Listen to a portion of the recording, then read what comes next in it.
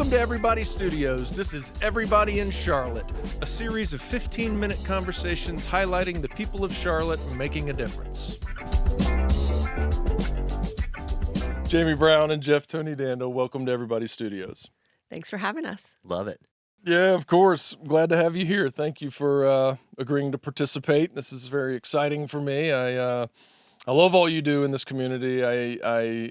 I'm a big food guy, always have been. I also grew up here in Charlotte, so, had a pulse on restaurants since the day I was born, and man, I love all you're doing. I'm going to name them if I can. Andalo, Growlers Pour House, Haberdish, Supperland, Raining Donuts.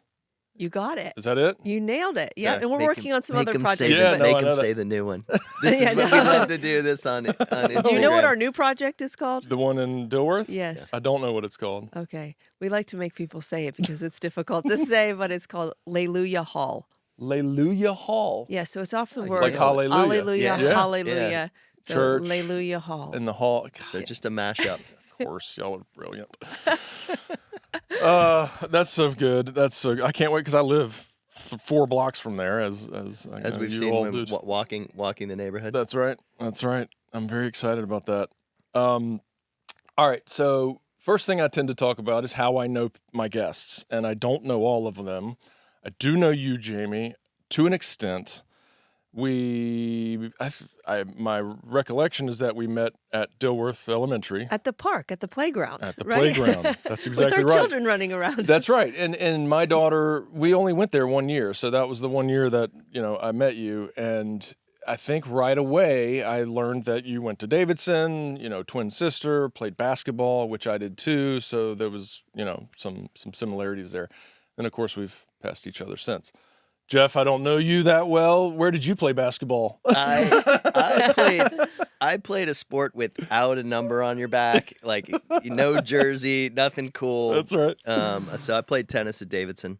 Okay, and, cool. So we went to Davidson together. I'm a year older, but yeah. I'm not sure I knew you went to Davidson. Yeah, I mean, tons of my friends went to Davidson. It's a cult down here. Yeah. It's a special little spot. So where did you grow up? I grew up in Cleveland. Oh, and yeah. then my 2 older brothers both went to Davidson as well, so I kind of followed them down here. And then went back to Cleveland for grad school for 2 years, but realized that the weather was just, I couldn't handle it. After living down here for 5 years, I was like, was it really that bad? Yeah. And so, so been here ever since. Love it. I haven't done a lot of time in Cleveland, but the one time I did in Cleveland was I was living in Portland, Maine, and I was getting married, and I did like a very calm version of a bachelor party. Okay. In Cleveland. With one friend. Okay. So I'm in recovery. I don't drink and all that stuff. So my bachelor parties look very different. Yeah. But I did have one wild one, but I went to Cleveland with my best friend who lived in Manhattan. We met in Cleveland and went to Cedar Point. I love Place it. is crazy. And that It's was awesome. we love roller coasters. We love thrill rides. That's what we Yeah. did. I We went love to Cedar that. Love it. It's I so love it. different. So, and then, of course, we spent, 3 nights in Cleveland and freaking loved it. Yeah, it's a great town Loved it. in 3 months out of the year. It's Right. It's pretty Yeah. awesome. They have a good food scene there, too. Yeah. Like, Yeah. Well, just we- Well, that's all you interesting do all pockets. winter. You just go inside and eat. and drink. Right, Yeah. right. I wish I could remember the neighborhood we went to, because we went to this really awesome kind of neighborhood restaurant and just were like, man, this place is cool. Who'd have thunk it? There's a guy here in Charlotte named Brian Straheen. Does that name ring a bell? He's like a yoga teacher. He does a thing called Men's Sacred Liberation, but he is from Cleveland and played football at Cornell. You don't know him, so doesn't matter. But great guy.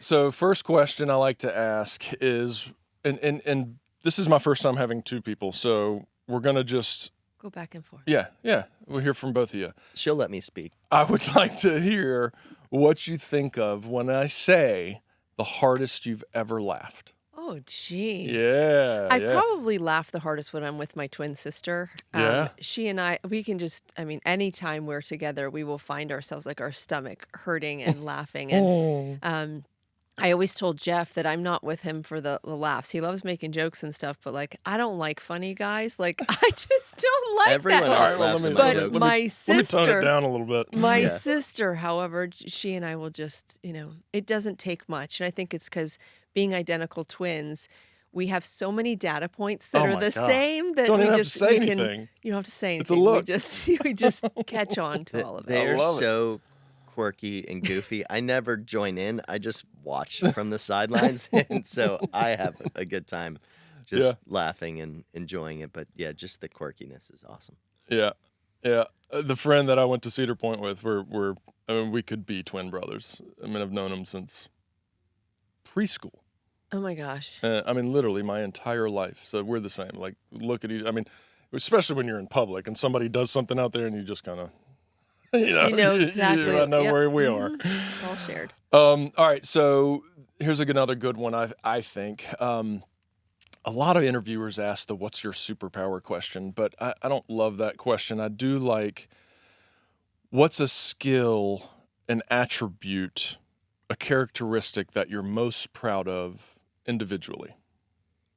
You get to answer first. I this can time. I can start. I think that it is the will to problem solve calmly. Lovely. Don't get worked up. There's plenty of problems. Sure. And I always joke that if one of the buildings is catching on fire, I would just look around. Is everybody out of the Where's the building? extinguisher? Like, yeah, exactly. is like, so calm. what needs to be done? Like, here's the checklist. Let's just go through it and do all of the things. And Wow. yeah, so handle all that stuff pretty well. That's really an incredible characteristic of personality. I mean, how many people are not that way? Most. Yeah, And then of course, that's the way to solve problems, right? I mean, Yeah. it's hard to solve a problem when you're erratic, and very cool. so. I could talk for a while on that. And you? No, it is so helpful because I think in the restaurant business, there's so much chaos around our day, Oh my God. every day, whether it's, sprinklers going off or somebody storming out of a room and leaving a shift or not showing up or things breaking, a beer line busting, whatever it is, there is constant chaos. And I think that's the only reason we can do as much as we're able to take on is because he is able to look at something calmly and then take actions to fix it and not worry about it. Don't get stressed about it. Let's just do What something. does stressing do for it? What No, does- it it does doesn't nothing. do anything. Solve anything, right? I'm in the corner with my hair on fire. Yeah. Right, right. But we need people like him. So Well, so I want to hear. So, what's yours? I think probably having vision, like looking forward in life, like very much into goal setting and kind of having a vision of like what is it that you're trying to make happen and kind of detecting or sniffing out a way to get there. Mm-hmm. And I'm very big into goal setting, but not just that, like visualization and using meditation and those kind of techniques to just see what you want to see for your life and then, work with your team or your partner, whatever it is to move in that direction. Got it.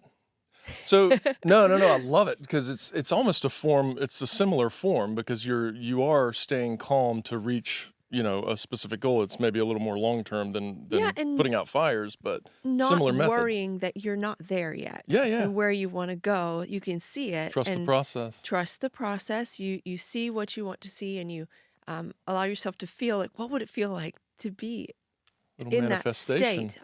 I'm all about energy and manifestation completely. Yeah. Jeff thinks I'm a little crazy, but he Hey, calmly crazy's goes good. along with the program. Just a touch. I like her crazy. Crazy's good. Yeah. Yeah. That's a trip. All right. Well, my next question was, combined, what would be your combined skill that you're most proud of? And it does sound like what you both answered works well together, but does anything else come to mind? To me, like I think both of us work well together to lead our team. We have a tremendous team. It's a very diverse group of people. They all have different passions and interests and different backgrounds, but maybe it's those little things that we're good at. But there's something about When just our being powers combined. when our powers Wonder Just twin powers. being Yeah. steady and having a vision and helping to lead this group of people. There's now 230 people on our team, and that's a total we're of all growing, restaurants of all and the behind the places scenes, all across, of it. yeah. We have like, I think we just approach stuff very differently, but it ends up working really, really well together. I think like Jamie has a super eye for very fine details, Mm-hmm. but for some people that gets in your way from like moving forward. Okay. And then yeah. I will skip over the details and I'm fine. Just like I'm way down the street, like already on to the next thing. And Yeah. she's like, no, we need to, so I think those two things kind of like getting together kind of pushes forward. So. Did that come naturally, or is that over time? I think over time, for sure. Like I've learned a lot to have more trust in him and the people around us, instead of feeling like I need to wrangle and have Micromanage, things my way and stuff like that. You can't when there's all these people, and we have to do a lot of letting go, because in order to create new opportunities for our team, we have to let go of the ones that we've created already to have other people step in, because we can't possibly be on shift everywhere. So Right. there's a lot of trust. It's tough because every fork needs to be set down in the right place. Like every glass of water needs to be set on the right side at every single table, across 6,000 people a week, right? Right. So God, and we can't be there for all of it, but we need to have processes in place and try to have that education and training, but we need to move on, and we can't be sitting there watching video cameras every night and be like, oh, the server on table 14 didn't put the water glass in the right place. Like we have to kind of care about all those things, train for it, communicate, and then just keep going. Trust and not go nuts when it doesn't go it's exactly not right. perfect. Right. It's Like never all gonna of be. our places, and that's, I think, one of the beautiful things about hospitality. A lot of people want like that perfect, pristine experience and everything, and we hope for that. We hope that when people come, they are greeted properly and everything is measured to a T in the right spot, and plates are turned in the right way, and the greet happens very naturally and everything. But it isn't the case. Like we have human beings working there, and so a lot of it's the forgiveness of things not being perfect. And I think so far, like guests in Charlotte and people who come to visit our places can see at least the authenticity of things, even if things aren't perfect all the time, that there's authenticity. And we don't want any of our places to feel too tight. Do you know what I mean? You want a little bit of flexibility and looseness for your servers so that they can have rapport with their guests. And so it's a balance, and it's an art. When we open a place, we spend so much time on making sure that like our vision is out there and our brand and what we want to accomplish with the place. But it's like a kid where you're teaching them manners and teaching them all this stuff, and you hope that they act properly and they make the right decisions. But represent us well. At some point, I mean, I think we did this over at Andalo when it opened, where we spent an insane amount of time training and getting everything right and where we wanted it, and we finally opened, and we looked at each other and we went over to Supperland for dinner and had a dinner together. We're just like that, like they have to do this now, and it's such a cool, crazy. So you have to like you build this, you get your vision, then you just have to gotta let it run, let it go, and you have check-ins, just like you would with your kids. But I was gonna say it's very much like parenting. It is. It is like parenting. I mean, wow, that is really cool. And I love the idea that if you create the right environment and the right, personality of the establishment, then when there are mistakes, and there will be, and possibly even big ones, that they react in a way that makes it authentic, and the customers are not, I don't know, they trust that these are just humans, and that's okay, and we're all going to be okay. Yes, the managers are all very much empowered and we've got such a great team of people at that level that they're empowered to make things right. We're always talking about turning a 3-star into a 5-star. Like how do you, people are, it's very highly criticized business that we're in, and there are times you get a 3-star or a 2-star, and how do you turn that into a 5? Even 3 stars isn't even that bad, but we don't want it to be a 3-star. We want people to feel loved and welcomed, and that they've had just a really great experience with us. And if we didn't do it right the first time, we try again, or we try to try again. Yeah. Yeah. I've, like I said, I've always been a food person, and I love the eating experience out, but I also cook as well. And so there's this fascination of getting into your world and I've always had the idea of having a restaurant and all this kind of stuff, but You should jump on in. just dive head first. I know, but I just love hearing because it's like I just can't imagine the stress. Like you said, it's highly criticized. I mean, highly, like to a very irrational point. And I know Yes. you know this. I I get know you know this. every Google review pops up on my notifications on my Oh, phone. why would you do that? I to don't do yourself? that. I do not do that to you- myself. Like literally, I have my phone in airplane right now. But if it wasn't, but by the time there'd probably be 3 or 4 sitting there, and we'd be like, "Oh, how did we do it last night?" You know? Yeah. God. So it demands a level of calmness and whatever the word is, where you just let things slide a little Inner bit, peace. right? Yes, you have to. Yeah. Interesting. All right. So let's do the big question. The big question is where, and we've already touched on some of this, but let's make it a little more detailed. Where in your lives are you making a difference in the lives of others? So I would say, some of the most important things to us are, creating these awesome establishments that allow Charlotteans to feel proud of the food scene. And thankfully, there's a ton of great other restaurants in town. There's some awesome food groups around here. I think the Kindreds do an awesome job. Dressler does a great job. Paul Manley with High Tide. There's a lot of great restaurant groups in this city, and I think we see our part as just being a piece of that and just providing awesome places to eat for people to go out and enjoy celebrations or just a night off or show family members or whatever it is. I think another thing is just having 230 people on our team is the idea of creating opportunities. So within, over the next year, we've got another concept coming up soon, and then we've got 2 more projects coming behind. And with those, it's about creating opportunities for the teammates that we have currently, and then also bringing on more people to have a safe, happy, healthy workplace. I'll say one more thing, but I'd love for Jeff to talk a little bit more about the living wage too that we offer to our employees, which is a huge benefit. But I think the last thing is just taking care of old buildings in Charlotte. There's a lot of architecture that gets destroyed over time as we grow, and we're one of the fastest growing cities in the country. And what does that make Charlotte look like in 20 years? It could look like a whole bunch of new buildings, but we can also do our part in putting restaurant concepts into old spaces in order to hold on to some of that architecture. And we're doing that over in NODA, and Plaza Midwood, our restaurant Supperland, is in a former church that was built in the 1950s or so. And then our new project, Leluia Hall, is in a 1915 church. And then we've got some other ones on the way. So, and yeah, I think the living wage thing is, providing that to employees is such a big thing. I think for me, there's one word that kind of emanates from all of our places. And when we design places, like the most important thing for us is fun.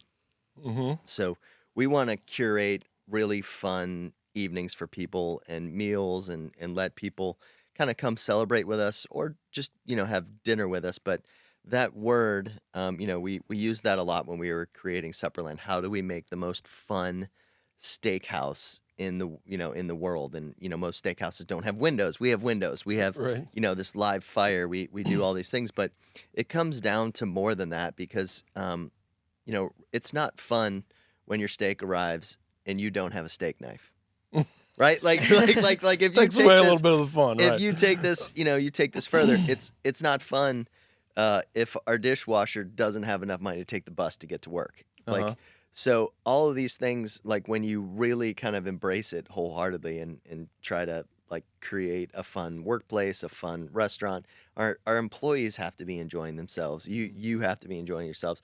And you'll feel that, you'll know that. So I think it's a commitment to our staff to that we really care about them. We love promoting from within. we love having staff that have been with us for more than 10 years. It's really cool to grow up with these people, to have them have families with us and do those kind of things. So I think we get a lot of enjoyment from that, and that's, you know, fun for us too. Wow. So Yeah.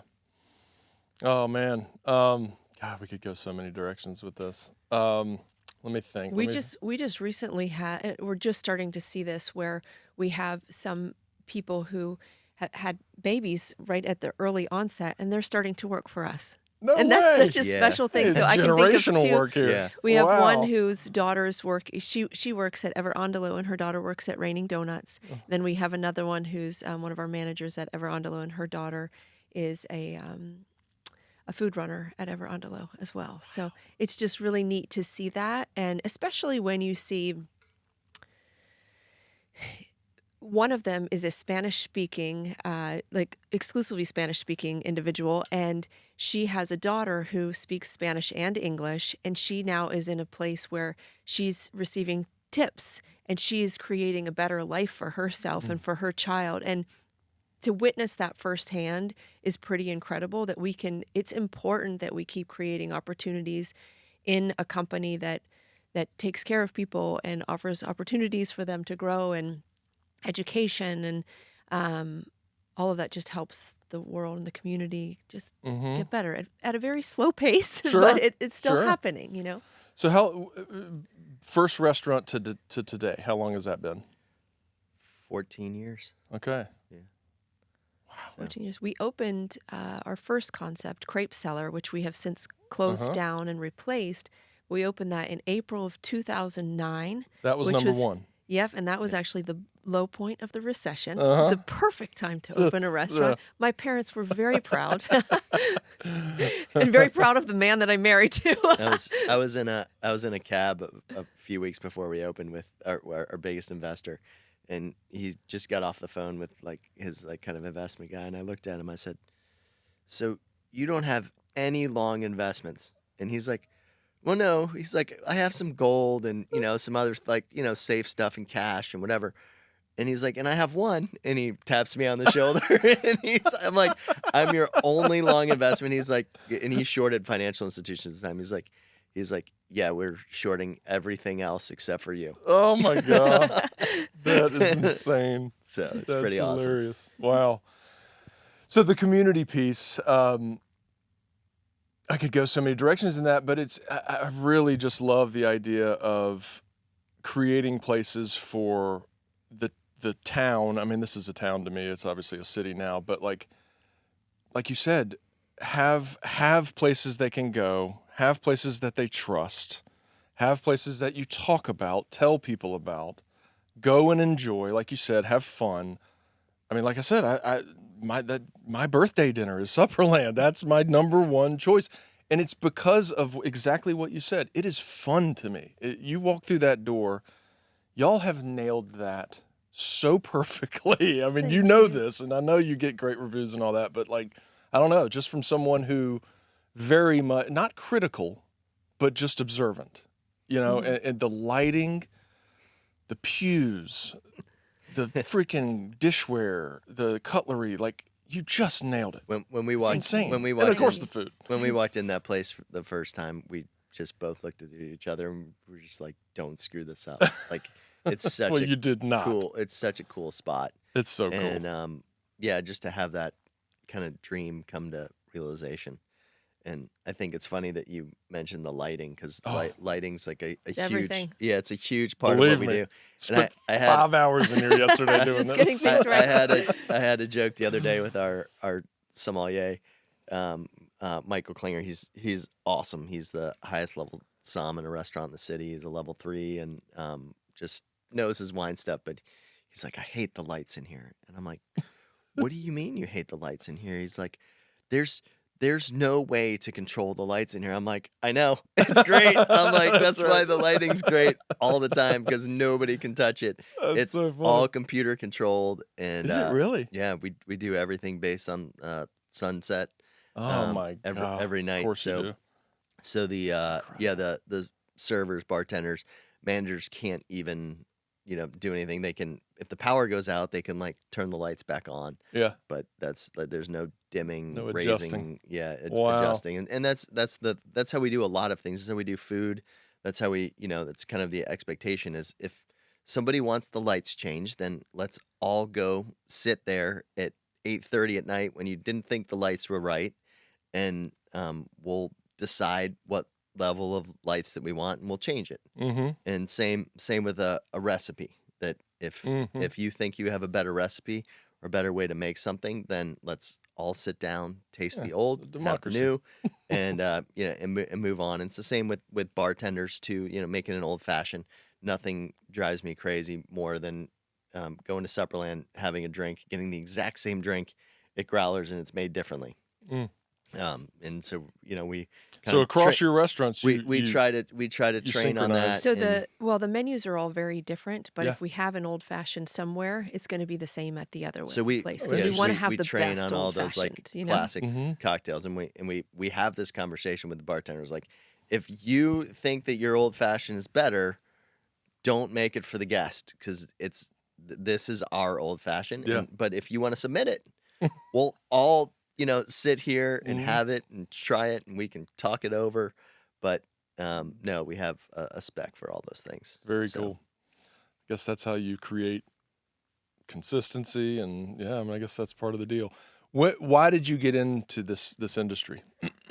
Oh, I love it. yeah, Um, it's Have you? It- But have you always? Like, No, it's really came about from a hospitality focus, and we took time off from we quit our jobs, traveled around the world, backpacked around for before children. 9 months before Obviously. we had children, obviously. and had some time to be really introspective, see what we wanted to do with our lives. We're 30 at the time, and really figure out what does our future look like, what does our career look like.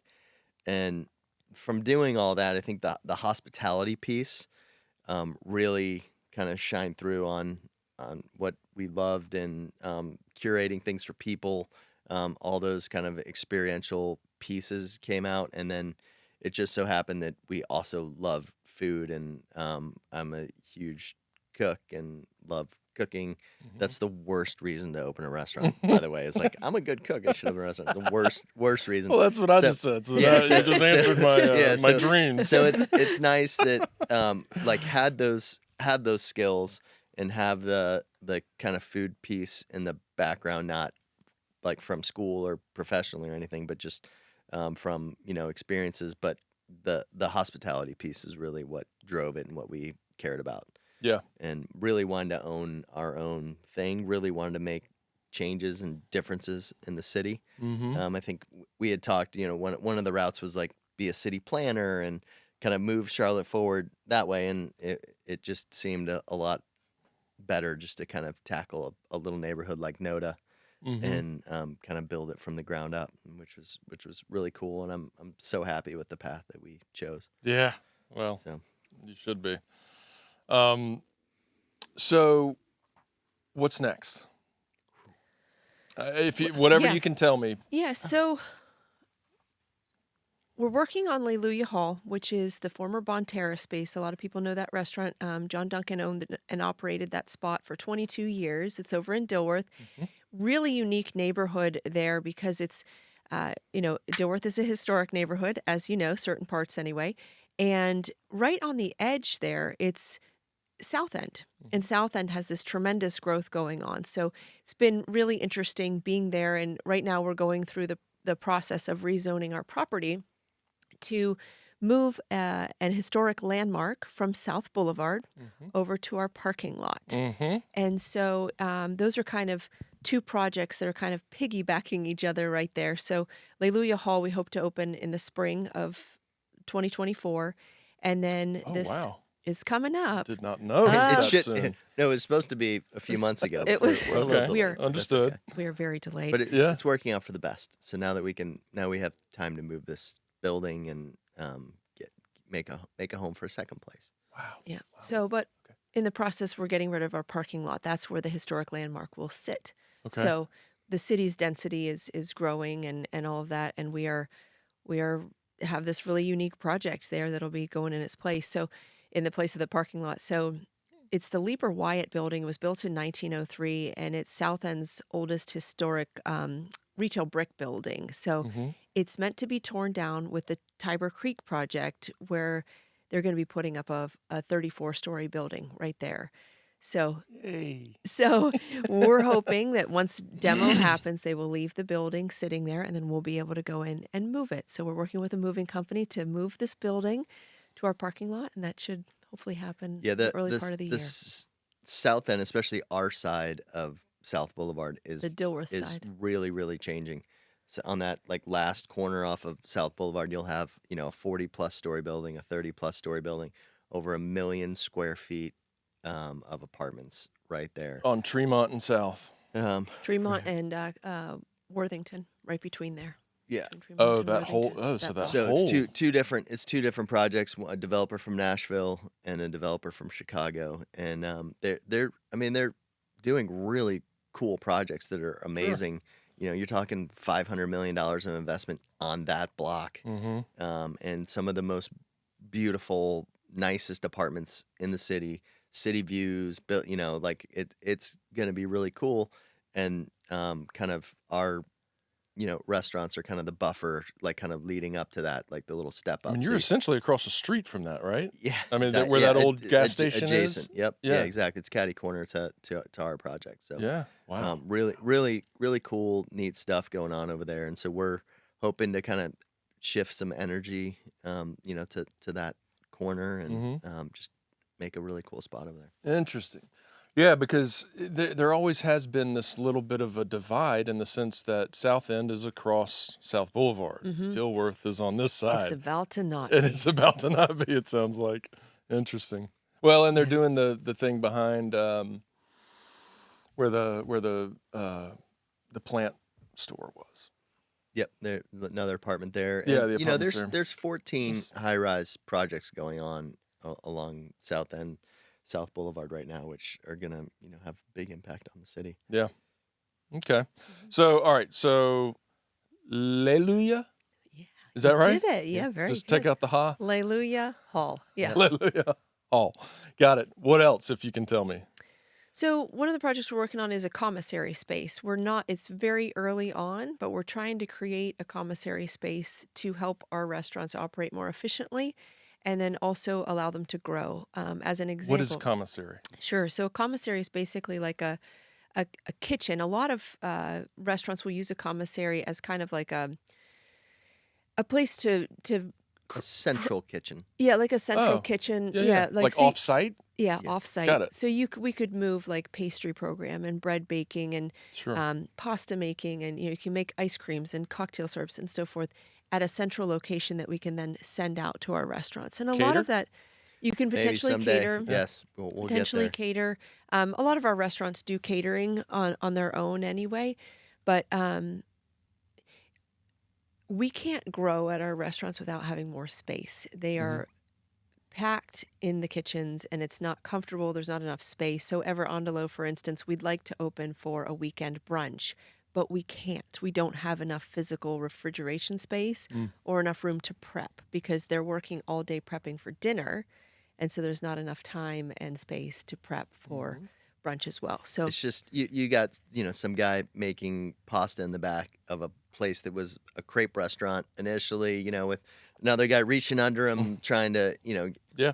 grab stuff, and it needs to be just cleaner, more streamlined. So not super sexy to the customer, but if you're an operations geek, it is Very it's a really exciting. yeah, it's super. It's really exciting.